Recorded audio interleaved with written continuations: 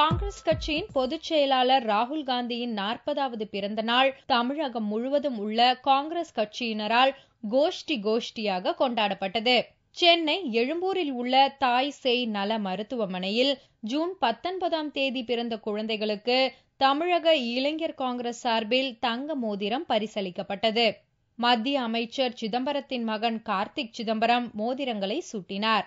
எங்களுடைய இளம் தலைவர் திரு ராகுல் காந்தி அவர்களின் 40வது பிறந்த நாளை முன்னிட்டு எங்களுடைய இயக்கத்தை சார்ந்தவர்கள் இந்த பகுதியை சார்ந்த கவுன்சிலரின் தலைமையில் இந்த மருத்துவமனைக்கு வந்து இன்று பிறந்த, அதாவது எங்கள் தலைவர் ராகுல் காந்தி அவர்கள் பிறந்த நாள் அன்று பிறந்த குழந்தைகளுக்கு எங்கள் கட்சியின் சார்பாக தங்க மோதிரத்தை பரிசாக அளித்தோம்.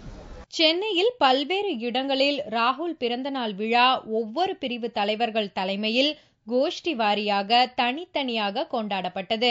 அப்படி இல்லாவிட்டால்தான் இது காங்கிரஸ் கட்சி சார்பில் நடக்கும் விழாதானா என்ற சந்தேகம் எழும்.